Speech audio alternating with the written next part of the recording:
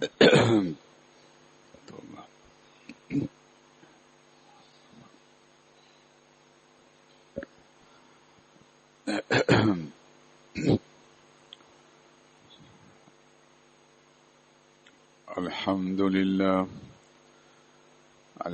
لله وكفى وسلام على عباده الذين اصطفى أما بعد فأعوذ بالله من الشيطان الرجيم بسم الله الرحمن الرحيم يا أيها الذين آمنوا اتقوا الله وكونوا مع الصادقين وقال تعالى والذين جاهدوا فينا لنهدينهم سبلنا صدق اللہ العظیم. ہمارے حضرت والا نور اللہ مرقدہ کا ایسے ہی ایک شعر یاد آیا. تجلی ہر ایک دل کی اختر الگ ہے، تجلی ہر ایک دل کی اختر الگ ہے، مہربانیاں جیسی قربانیاں، جیسی جیسی آپ کی قربانی ویسی ویسی رب کی مہربانی. کان ابوہما صالحہ کی تفسیر میں مفسرین نے لکھا ہے جو حضرت خضر علیہ السلام نے جو دیوار تعمیر کی، یہ واقعہ سورہ کہف میں موجود ہے اور پوری تفصیل ہے. حضرت موسیٰ علیہ السلام کو یہ بتلانا تھا کہ آپ اللہ تعالیٰ کی طرف سے حضرت خضر علیہ السلام کو کہ آپ سے زیادہ علم رکھنے والے، اور بہرحال انبیاء علیہ السلام کا معاملہ اللہ تعالیٰ اور اللہ تعالیٰ براہ راست تربیت فرماتے ہیں. وہ جلیل القدر نبی تھے اور بہت ہی لاڈلے تھے، لیکن سید القونین سرکار دو عالم صلی اللہ علیہ وسلم سب سے بڑھ کر تھے. کوئی تقابل اور کوئی وہ نہیں ہے، لیکن حضرت موسیٰ علیہ السلام بھی اللہ تعالیٰ کے مقبولین میں تھے اور اللہ تعالیٰ کی جلیل القدر انبیاء علیہ السلام میں تھے. جبھی تو اللہ تعالیٰ سے درخواست کی کہ مجھے آپ کا دیدار، آپ کی تجلی، اور واقعی اللہ تعالیٰ کی تجلی اور دیدار کیا بات ہے. لیکن وہ جو پاورفل والی تھی تو کوہ طور ریزہ ریزہ ہو گیا. اللہ اللہ ہے بھائی، اللہ اللہ ہے. لہذا اللہ تعالیٰ کا تعلق ظاہر ہے جن حضرات کو جتنا تعلق ہوتا ہے تو بن دیکھے جو قربان ہوتے ہیں انہیں دیکھنے کی بھی تمنا ہوتی ہے. لیکن اللہ تعالیٰ نے یہ تمنا پوری کرنے کے لیے جنت میں رکھا ہے معاملہ. جنت میں داخلے کے بعد اللہ تعالیٰ جو ہے اپنا دیدار نصیب فرمائیں گے، اور وہ ایسی تجلی ہوگی کہ ہر آدمی، اور اس زاویے سے ہوگی ہر جنتی دیکھ سکے گا جیسے 14ویں کا چاند دیکھتے ہیں. اور وہ لذت ہوگی، وہ حلاوت ہوگی، وہ مزہ ہوگا کہ جنتیوں کو کوئی نعمت جنتی کی یاد بھی نہیں آئے گی. اللہ تعالیٰ ہمیں نصیب فرمائے. تیرے جلووں کے آگے ہمت شر و بیاں رکھ دی، تیرے جلووں کے آگے ہمت شر و بیاں رکھ دی، زبانیں بے نگاہ رکھ دی، نگاہیں بے زباں رکھ دی. ظاہر ہے جو خالق ہے کائنات کا، جو خالق ہے شمس و قمر کا، جو خالق ہے ساری نعمتوں کا اور ساری نعمتوں میں مزہ پیدا کرنے والا، خوشی اور راحت اور چین اور سکون کا خالق ہے. شکر کو جو میٹھا کرے، چاند کو جو حسین کرے، پھولوں کو جو خوشبودار کرے، جنت کو جو پیدا کرے، جنت کو جو جنت کی نعمتوں میں جو اللہ تعالیٰ نے جو اس کو بنایا ہے اور اس کے اندر نعمتیں عطا فرمائی ہے، اور جنت کی حوروں کا خالق، تو پھر اللہ تعالیٰ کے دیدار کا کیا لطف اور مزہ ہوگا. یہ ضرور ہے کہ جو مجاہدہ کرتا ہے والذین جاہدوا، تو ظاہری آنکھ سے تو وہ اللہ تعالیٰ کا دیدار ممکن نہیں ہے جنت کے علاوہ. لیکن اللہ تعالیٰ باطنی طور پر کچھ نہ کچھ اجمالاً اسے جو ہے اپنے تجلی اور اپنا قرب خاص عطا فرماتے ہیں. یہ دل کی آنکھ سے کچھ نہ کچھ اسے وہ حلاوت، لیکن وہ بہت اونچا مقام جب تقوی اور اتباع سنت. ورنہ بادشاہت نہیں چھوڑ دیتے. سلطان ابراہیم ابن ادم رحمۃ اللہ علیہ سلطنت چھوڑ دی، ظاہر بڑیا والی ملی ہے جبھی تو چھوڑی. ہمارے دل والا فرمائے بڑیا والی ملتی ہے تو گٹھیا والی چھوڑتے ہیں. دنیا گٹھیا ہے، اللہ تعالیٰ کا تعلق اور نسبت بڑھیا ہے، تو بڑھیا والی ملی تو سلطنت بلق قربان کر دی. اور ہمیں تو ابھی ہوا نہیں لگی، تو ابھی تو یہ حال ہے کہ ہم حرام آرزو کا نہیں خون کر سکتے، نظر کی حفاظت نہیں کر سکتے، گال کو نہیں پیش کر سکتے، حرام کام سے، حرام کاری سے، حرام کمائی سے نہیں بچ سکتے. تو یہ اللہ والے جن کو تعلق نصیب ہوتا وہ تو بادشاہت کو چھوڑ دیتے. اور ایک ہی نہیں ہے سلطان، ایسے بہت سارے بادشاہ ہیں. تو ظاہر ہے وہ قرب اور وہ تعلق کیا ہوگا جس کی وجہ سے بادشاہوں نے بادشاہت کو قربان کر دیا، اللہ کے پیاروں نے اپنی جانوں کو قربان کر دیا. ابھی تو ہمیں ہوا بھی نہیں لگی.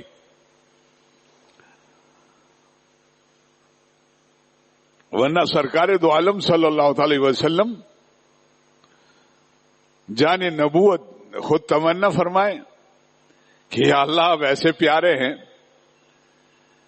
ایسے پیارے ہیں کہ آپ کے نبی صلی اللہ علیہ وسلم کی یہ تمنا ہے. نبی علیہ السلام جان نبوت بار بار یہ اپنی جان کو اللہ پر قربان ہونے کی تمنا فرما رہی ہے کہ آپ ایسے پیارے ہیں کہ آپ کا نبی صلی اللہ علیہ وسلم کی یہ تمنا ہے کہ آپ کی راہ میں قتل کیا جاؤں، شہید کیا جاؤں، پھر مجھے آپ زندگی دیں، پھر قتل کیا جاؤں، پھر زندگی دیں، پھر قتل کیا جاؤں، پھر زندگی دیں. فقتل، مجھے قتل کیا جائے، پھر مجھے زندگی دیں. 70 مرتبہ فرمایا. بار بار جان نبوت اللہ پر قربان ہو رہے ہیں. اللہ تعالیٰ کیسے پیارے ہوں گے.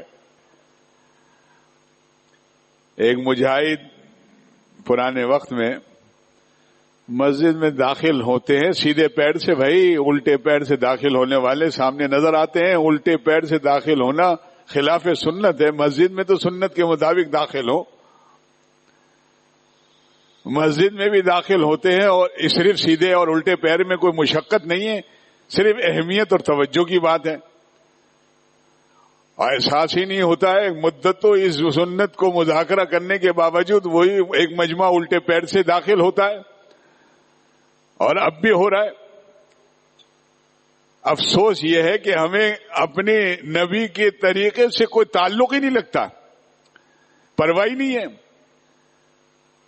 سیدھے پیر سے داخل ہونا چاہیے. سیدھے پیر سے داخل ہونے پر سنت کا ثواب بھی ملے گا. اور جب مسجد میں آ رہے ہیں، مسجد کی جو 5 سنتیں ہیں اس کا عمل تو ہو. لہذا بھائی احتیاط کرنی چاہیے. مسجد میں داخل ہوتے ہوئے سیدھے پیر سے داخل ہو. بھائی 5 سنتیں ہیں، انشاءاللہ یہاں ایک بورڈ بھی لگا دیا جائے گا کہ بھائی مسجد میں داخل ہونے کی کون سی 5 سنتیں ہیں. لیکن جسے توجہ اور جسے اس کی اہمیت ہوگی وہی توجہ دے گا. ورنہ کولو کے بیل کی طرح وہی زندگی گزر رہی ہے. زندگی صبح ہوتی ہے، شام ہوتی ہے، لیکن صرف دنیا ہی کا معاملہ تھوڑی ہے. جانا بھی تو ہے. کیا لے کر آئے ہو بھائی؟ اس دل میں کس کی محبت لائے ہو؟ اس دل کو تو چیر کر دیکھا جائے گا. کس سے تعلق، کس کا تعلق جس کا ہوگا اسی کی طرف. جو جتنی محبت حضور علیہ السلام، وہ اتنا حضور علیہ السلام سے بھی قریب ہوگا. اور جتنا قریب ہوگا ہم اتنا ہی سمجھ سکتے ہیں اس کو عنایت اور مہربانی ہوگی.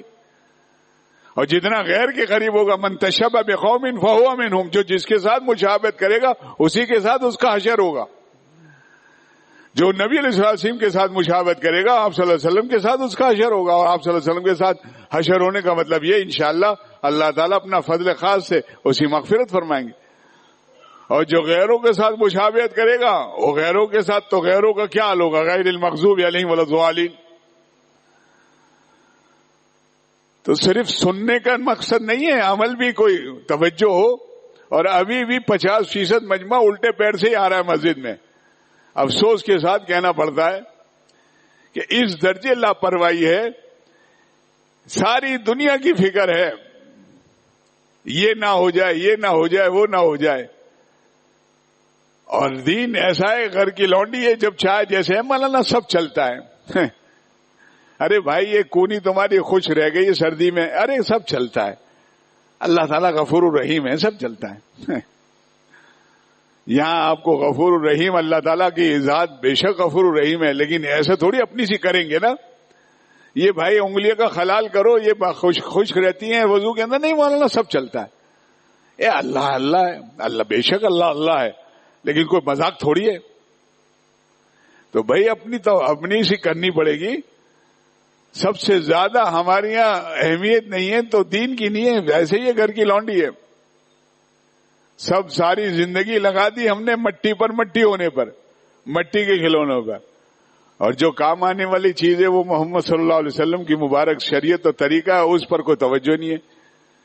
کہنا تو نہیں چاہیے اس مجمع میں بہت تھوڑے لوگ ہوں گے جن کو نماز کی سنتوں کی تعداد معلوم ہوگی.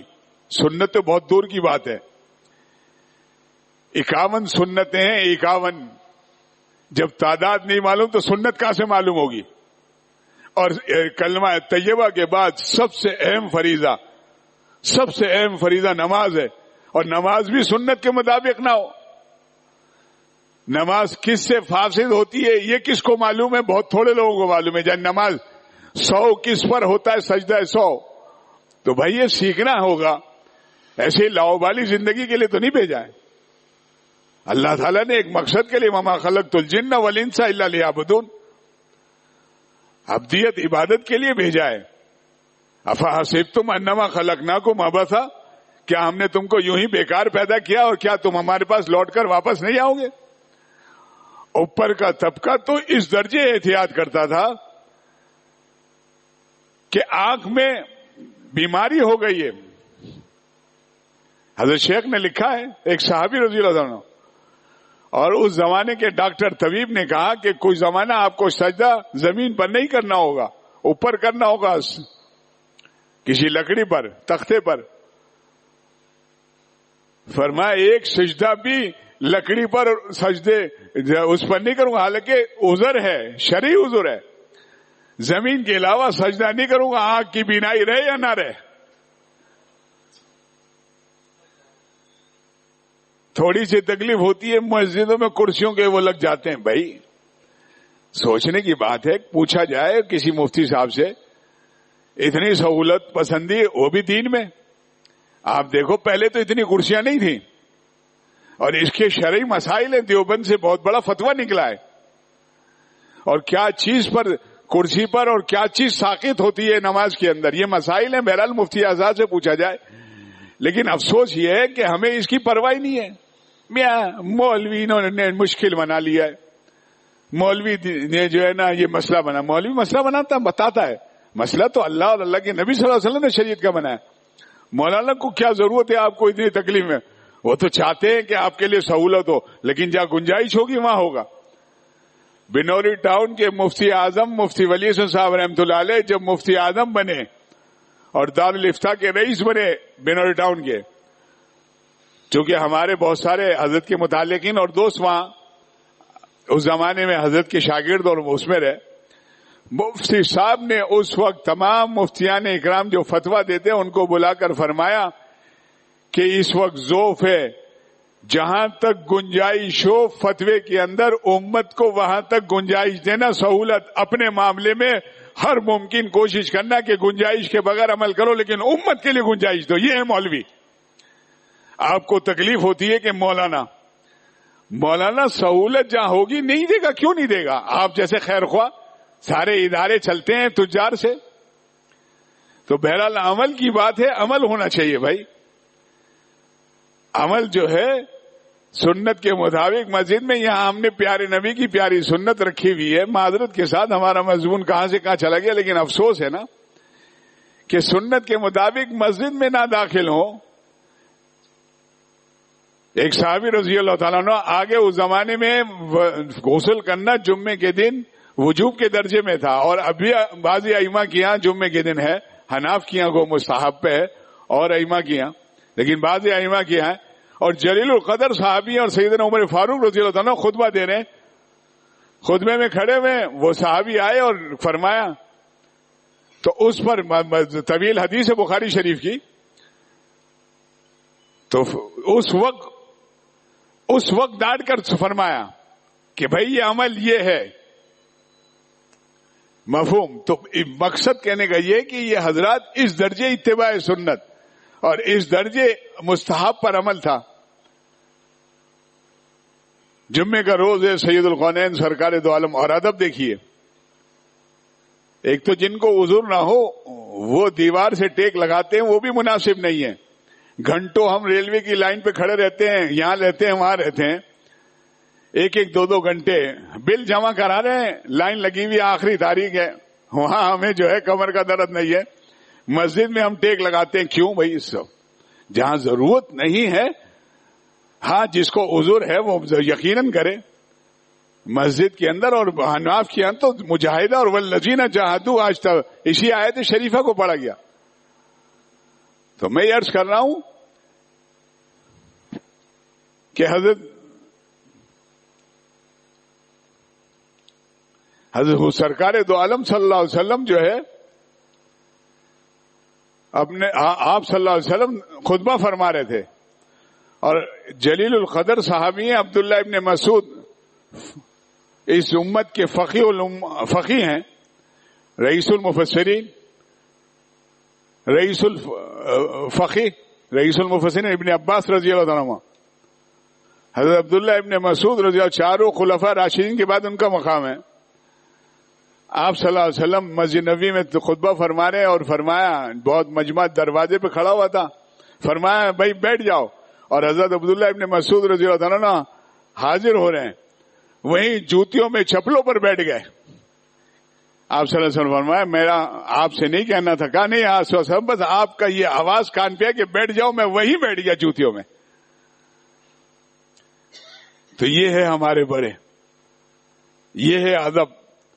چونکہ ان حضرات کو دین کی اہمیت تھی, مرنے کے بعد ظاہر ہے معاملہ ہے, جانا ہے. یقیناً اللہ تعالیٰ غفور الرحیم ہے, لیکن اپنی سی کرنی ہوگی نا, احتیاط تو کرنی ہوگی, اور اپنے واجبات سنت مؤکدہ اور اس فرائض کے ساتھ ساتھ مستحب پر جتنا ہو سکے گا عمل کریں گے. اللہ تعالیٰ کی غیر محدود عظمتوں کا کون حق ادا کر سکتا ہے؟ بتائیے کہ نماز ہم پڑھتے ہیں, کیا نماز کا حق ادا ہو سکتا ہے؟ تکبیر اولیٰ سے لے کر سلام پھیرنے تک کتنے خیالات آتے ہیں, ایسے خیالات آتے ہیں جو غیر نماز میں بھی نہیں آتے, اور ایک مزاج بنا ہوا ہے کہ میاں نماز میں یاد آ جائے. اور یہ تو نماز کی بات ہے, اور عبادت کا کیا ہے؟ جوانی کیسے گزاری, مال کیسے کمایا, کہاں خرچ کیا, زندگی کہاں گنوائی. تو فضل اور کرم ہی کام دے گا, لیکن اپنی سی جو کرے گا, ورنہ ایک گھوٹ پانی کا حساب نہیں دے سکتے.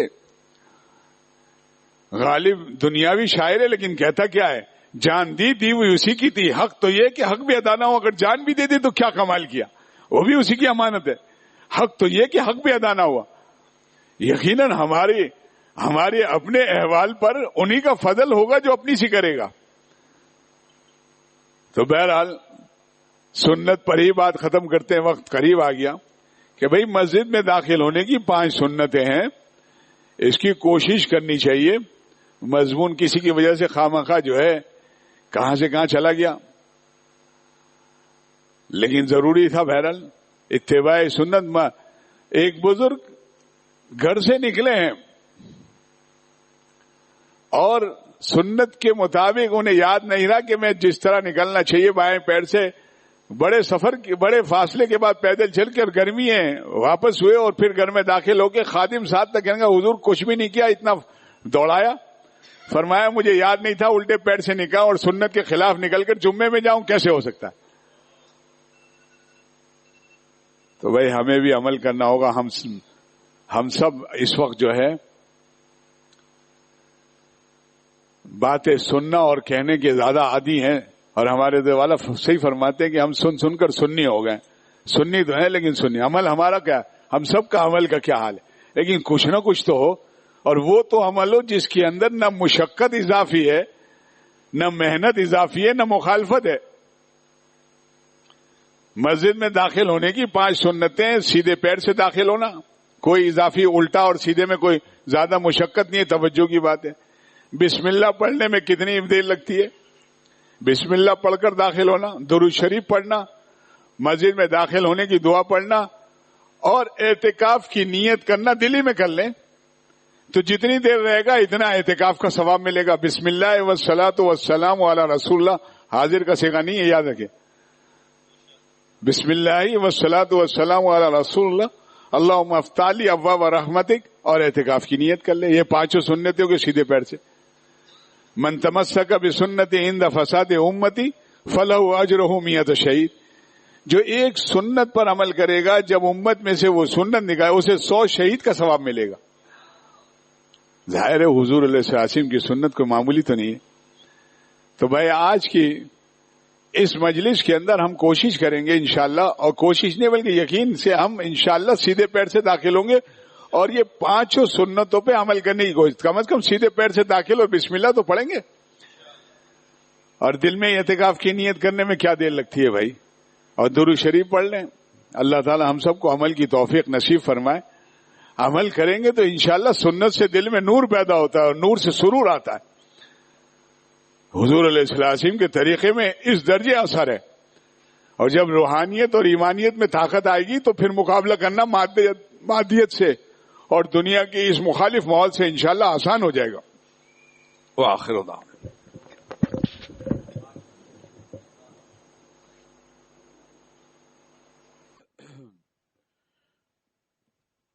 بسم اللہ الرحمن الرحیم. اللہم آمین. اللہم صلی علی محمد وعلی آل محمد کما صلیت علی ابراہیم وعلی آل ابراہیم انک حمید مجید.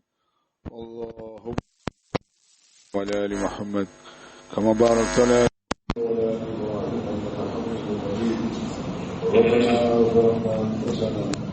وإن لم تغفر لنا وترحمنا لنكونن من الخاسرين.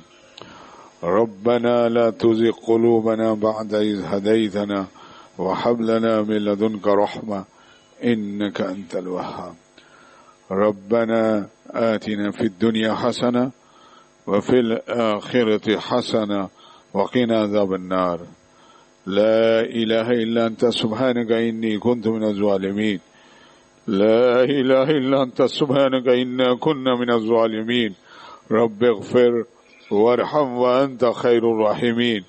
رب ارحمهما كما ربياني صغيرا. رب ارحمهما كما ربياني صغيرا. ربنا هب لنا من أزواجنا وذرياتنا قرة أعين واجعلنا للمتقين إماما. اللهم إنك عفو كريم تحب العفو فاعف عنا يا كريم.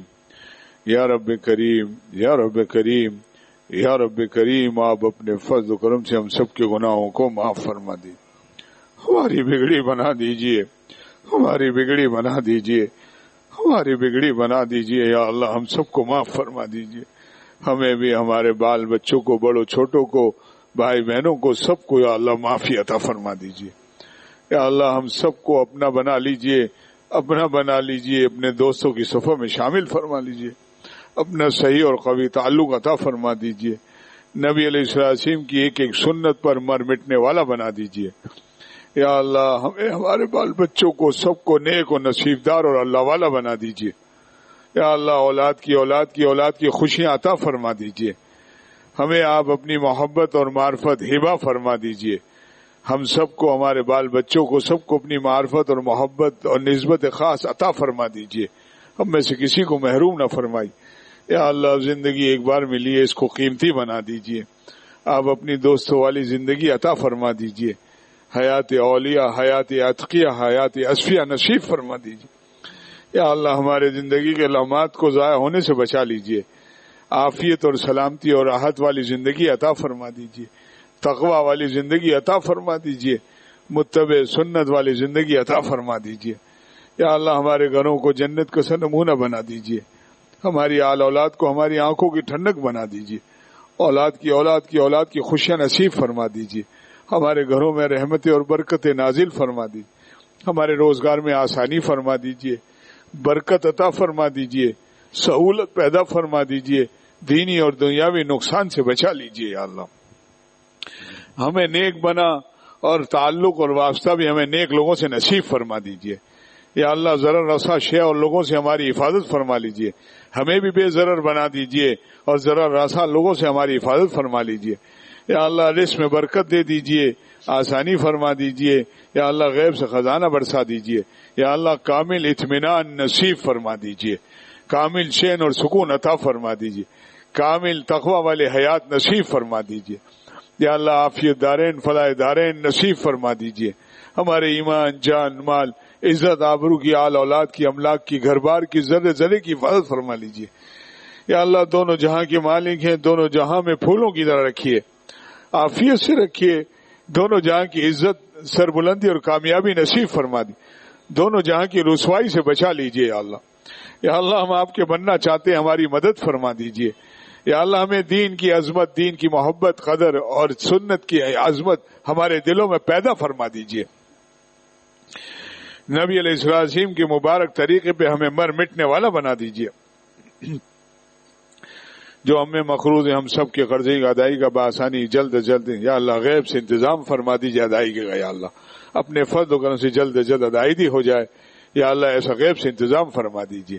ہماری مشکلات کو حل فرما دیجئے، ہمارے گناہوں کو نیکیوں سے بدل دیجئے، ہمارے برے نصیبوں کو اچھے نصیبوں سے تبدیل فرما دیجئے، ہمارے برے اخلاق کو اچھے اخلاق سے تبدیل فرما یا اللہ. موسم کو معتدل بنا دیجئے یا اللہ. ہم کمزور ہیں یا اللہ. یا اللہ موسم کو معتدل بنا دیجئے یا اللہ. ہم سب کو جہنم کی آگ سے خلاصی نصیب فرما دی یا اللہ. یہ 40 درجے حرارت کا ہمیں تحمل نہیں یا اللہ. حلق اور زبان باہر آ جاتی ہے، حلق خشک ہو کر کانٹا ہو جاتا ہے 40 درجے حرارت میں یا اللہ. جہنم کی آگ کا ہمیں تحمل نہیں. ہم سب کو، ہمارے بال بچوں کو، والدین بڑوں چھوٹوں کو جہنم کی آگ سے خلاصی کا پروانہ عطا فرما دیجیے. ہمارے تمام مسلمان مرحومین کی بال بال مغفرت فرما دیجیے. ہمیں، ہمارے والدین میں، بڑوں چھوٹوں میں جو حیات ہیں اور بیمار ہیں، اللہ تعالیٰ سب کو کامل اور دائمی شفا عطا فرما دیجیے. سب کی عمر برکت عطا فرما دی. جو دنیا سے رخصت ہوں گے سب کی بال بال مغفرت فرما دے. حرمین شریفین کی حاضری نصیب فرما دے یا اللہ. مدینہ منورہ کی حاضری نصیب فرما دے یا اللہ. سارے عالم کے جتنے بھی اسلامی ممالک ہیں، بالخصوص حرمین شریفین اور حجاز مقدس اور پاکستان کی ذرے ذرے کی حفاظت فرما لیجئے. ہم سب کے ایمان، جان، مال، عزت، آبرو کی، گھر بار کی، کاروبار کی ذرے ذرے کی آپ حفاظت فرما لیجئے. بہت سارے لوگوں نے دعاؤں کے لیے کہا یا اللہ تعالی ہماری اور ان کی سب کی جملہ جتنی بھی جائز، جتنی بھی دعائیں آپ اپنے فضل و کرم سے، اپنے فضل و کرم سے، اپنے فضل و کرم جلد از جلد پورا فرما دیجئے. ربنا تقبل منا انك انت السميع العليم وصلى الله تعالى على خير خلق محمد وآله واصحابه وازواجه.